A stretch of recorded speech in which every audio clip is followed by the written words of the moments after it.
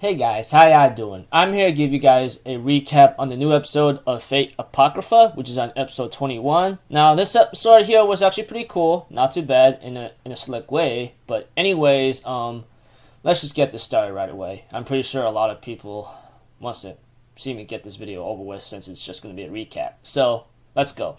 We have to it that the other servants are fighting each other still, while of course Kiron and Achilles are talking about Amaksura Shiro trying to fulfill his wish or his reality dream of having to trying to rule above humanity. But you see here, we have to it that Achilles does not sway away from his goal. He still wants to help humanity out, even helping Amaksura Shiro. While Kiron, on the other hand, thinks the idea is foolish and continues his battle. We have to it that Astafalo, or should I say Black Rider or Rider of Black, teams up with the help of Sig, of course, with him supplying magical energy to Astafalo. They end up managing to pierce many defenses, and with the help of Rider's Noble Phantasm, Rider of Black's Noble Phantasm, that is, we have to it that his Noble Phantasm includes some kind of powerful shield-like structure surrounding his body or surrounding in front of him. But it was more than that. It's like having to shift between dimensions apparently, which is something that Lancer Red realizes when he is using it. While Sig decides to transform into Saber of Black to distract Lancer Red, they end up finally clashing each other. While Astafalo or Rider of Black ends up using all of his power to destroy the defenses, while Saber Red ends up appearing out of nowhere with her plane and her master inside, crash landing into, I think, the Assassin of Red's face right now, saying, "I'm here to take back the Holy Grail," and boom, that's it. So we had to it, of course, that Assassin of Red was about to kill Rider of Black because of what he has done. She apparently still mistakes him as a she. I'm thinking in my mind, I can't believe she don't even know about this yet. Because Rider of Black is not a girl, it's a boy. And we have to it, of course, that Achilles ends up using his Noble Phantasm, which includes some kind of reality type, how am I supposed to say it?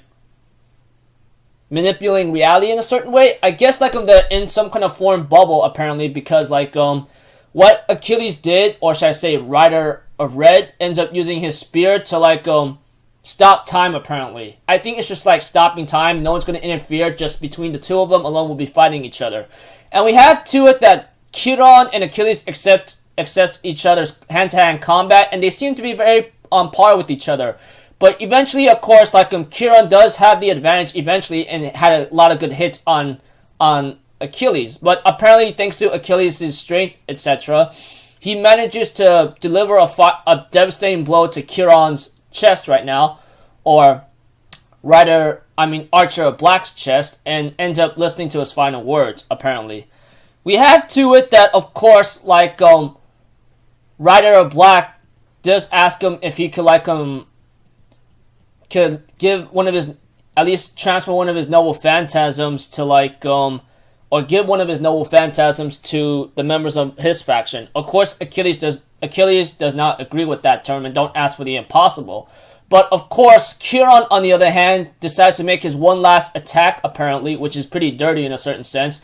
And he ends up using his Noble Phantasm that comes from the sky, from the constellation of stars, and aims at Achilles' heel, which apparently robbed him of all of his immortality. So pretty much right now, Achilles is open for any wound, or he's able to be killed right now, apparently. And we see to it that Kiron finally dies and wishes his master to shine like the stars with a smile on your face, you know? And we have to it that Achilles does complain a bit by telling his master, "You're very unfair, Sensei. Thanks a lot." But eventually he ends up hearing Atlantia, or Archer Red, confronting Jeanne d'Arc, of course. Of course, we have to it that Jeanne d'Arc still has the advantage as close to close combat, obviously. And of course, Archer Red still hates Jeanne d'Arc for what she's done, apparently, that involves the death of the children. Of course, she ain't gonna let that girl let that go, and she calls Jeanne d'Arc a freaking killer and a child murderer. And of course, like Jeanne d'Arc says, yeah, you're right, I am a child murderer, and now I'm gonna kill you too. And we have to it that since they're not gonna accept each other, Atlantia ends up using her last trump card, which Jeanne d'Arc realizes like it's a dangerous move, because Jeanne d'Arc realizes and asks her, are you really gonna throw away all your heroics? Are you really gonna throw away your heroic side just to kill me? And of course, Atlantia doesn't really care and activates her noble phantasm, which she ends up calling it Agrius Metamorphosis. In terms of that, it's called Boar of Divine Punishment, if anything.